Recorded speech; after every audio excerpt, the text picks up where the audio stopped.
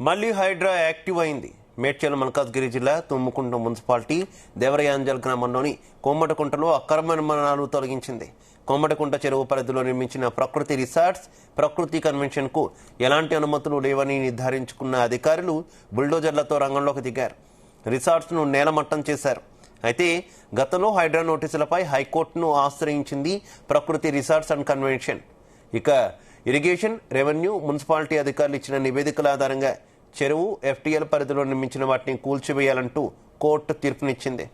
అయితే తామే తొలగిస్తామని 30 రోజుల సమయం కావాలని కోర్టును ప్రకృతి రిసార్ట్స్ ప్రతినిధులు కోరారు. గడువు దాటినా వాటిని తొలగించకపోవడంతో హైడ్రా నేరుగా దిగి కూల్చివేతలు చేపట్టింది. ఇక ఇదే విషయానికి సంబంధించి మరింత సమాచారం మా క్రైమ్ బ్యూరో చీఫ్ రవితేజ అందిస్తారు. రవితేజ.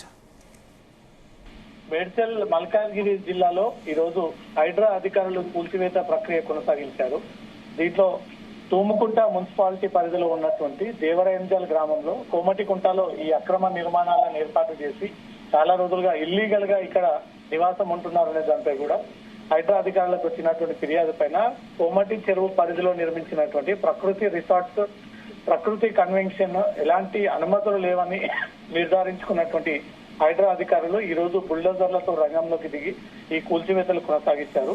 రిసార్ట్స్ ని నీలమట్టం చేసిన తర్వాత గతంలో హైడ్రా అధికారులు ఈ నోటీసుల పైన ప్రకృతి రిసార్ట్స్ కన్వెన్షన్ ప్రతినిధులు కోర్టు ని ఆశ్రయించడము, ఇరిగేషన్, రెవెన్యూ, మున్సిపాలిటీ అధికారులు ఇచ్చినటువంటి నివేదికల ఆధారంగా చెరువు, ఎఫ్టీఎల్ పరిధిలో నిర్మించినటువంటి వాటిని కూల్చేయాలంటూ హైకోర్టు తీర్పునిచ్చింది.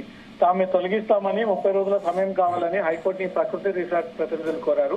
గడువు దాటినా వాటిని తొలగించకపోవడంతో నేరుగా హైడ్రా అధికారులు రంగంలోకి దిగి 30 రోజులు ఇచ్చినటువంటి గడువుని వీళ్ళు ఉల్లంఘనకు పాల్పడి కోర్టు చెప్పిన ఆర్డర్ ని గౌరవించకపోవడంపై మాత్రం కోర్టు సీరియస్ గా వ్యవహరించుకొని ఈ రోజు హైడ్రా అధికారులు రంగంలోకి దిగి గతంలో ఆశ్రయించినటువంటి నిర్వాహకులకు ఎలాంటి స్టే ఇవ్వకపోగా హైడ్రా వీటన్నిటిని పరిశీలించి ఈ కూల్చివేతలు కొనసాగించింది. ప్రకృతి రిసార్ట్స్, ప్రకృతి వెంచర్స్ పేరుతో వీళ్ళు ఇల్లీగల్ గా చెరువుని కబ్జా చేసి ఈ బఫర్ జోన్ లో ఈ కార్యక్రమాలను చేపడతా ఉన్నారు. ఇవన్నీ కూడా ఇల్లీగల్ అంటూ కూడా తమ దర్యాప్తులో తేలింది. అందుకే కూల్చేశామంటూ కూడా హైడ్రా ఒక ప్రకటన కూడా రిలీజ్ చేయడం జరిగింది.